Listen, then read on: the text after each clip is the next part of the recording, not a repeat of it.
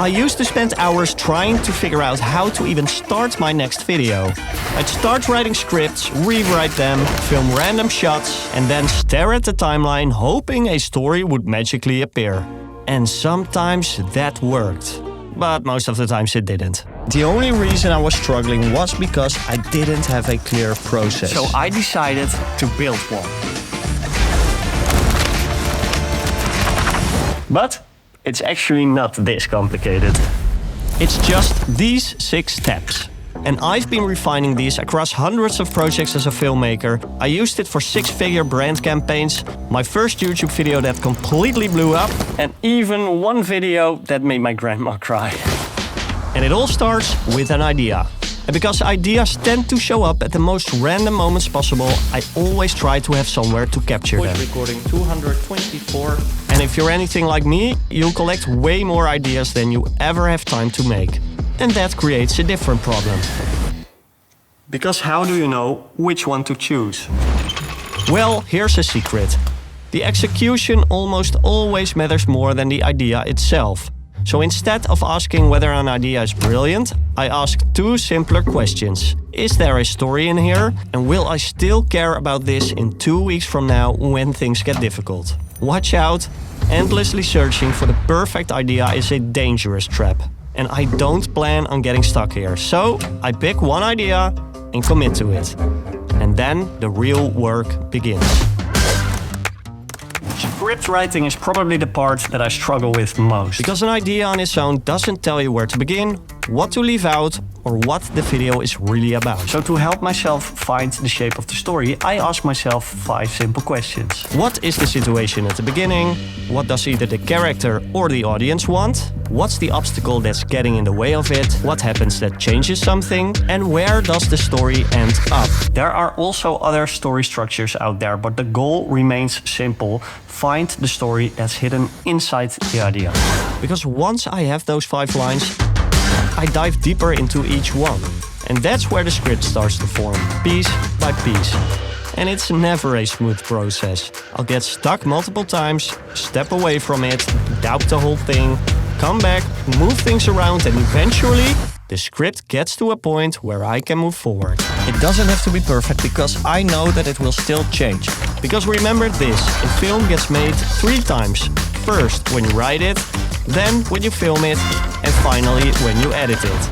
But before any of that, there's something that I do that changed everything about how I plan my videos. So at this point I know what I want to say, now I need to figure out what I want to show. As I read through the script, I start breaking it into scenes.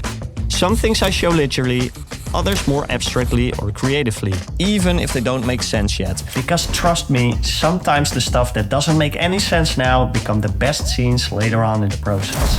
But the real secret of this step is something I call the audio blueprint. Even before I film anything, I record a rough version of the voiceover and bring it into my timeline. Then I start listening to music. A lot of music. Sometimes way too much music. But then, something interesting always happens. The moment the voiceover and the music come together, the video starts to reveal its rhythm.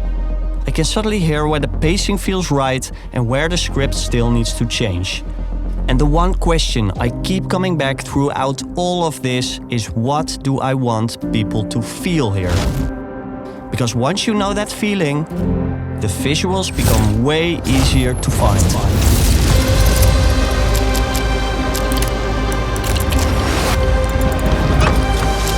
Then I break those scenes down into actual shots and all of that becomes a shot list.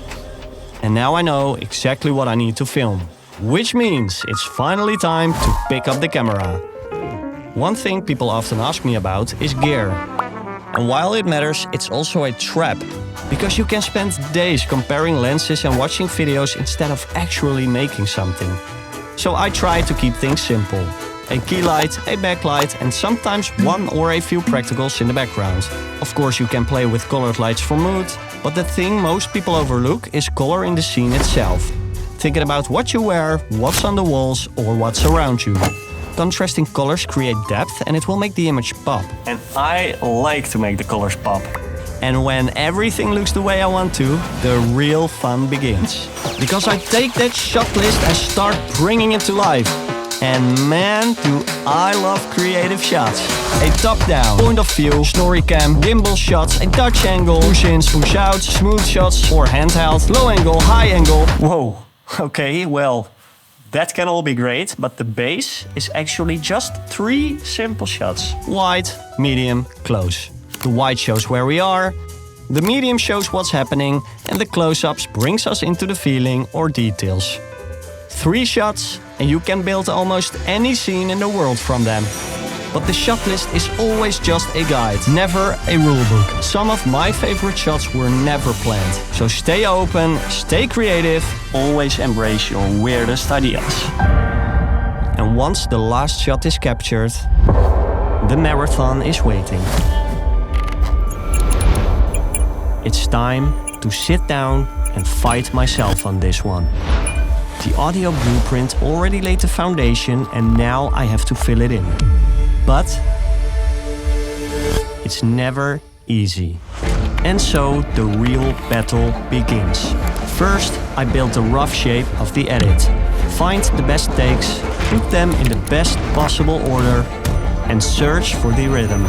And if the music doesn't fit the story exactly, I edit the music itself. Cut it up, move sections around and make it support the video. But what makes the edit feel really alive is contrast. A funny moment before a serious one or a slower moment after something intense. Because if everything feels the same, people stop feeling it. But through all of it, I keep asking myself, does the story make sense? And only after the story works do I start obsessing over the details. The sound design especially. Risers to build tension, whooshes for movement, and impacts for important moments. And then the last shot is placed, the color grade is done, the story makes sense, ready to export. Almost. Because there is still one very important step, and that's the one that most people skip. Because after years of commercial work, hundreds of projects, making YouTube videos, the one thing I keep coming back to is this. So once I'm done, I write down 1 or 2 things that I want to do differently or improve next time, and I focus on those in my next video. Because the best way to improve has never been about watching more tutorials. It's actually finishing something.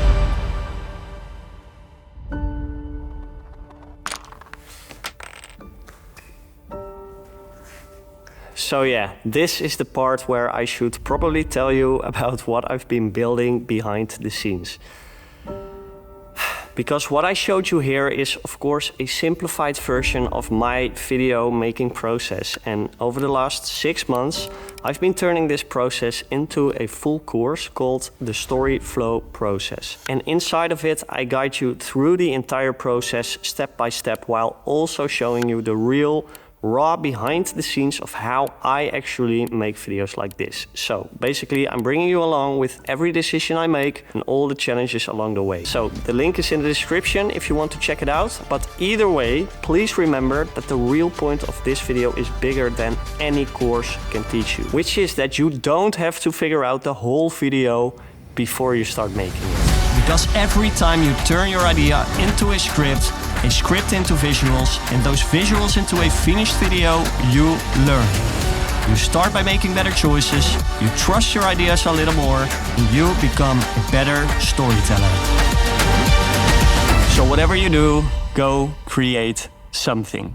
Thank you so much for watching. Please like the video if you enjoyed it. You know I appreciate you. Thank you for watching.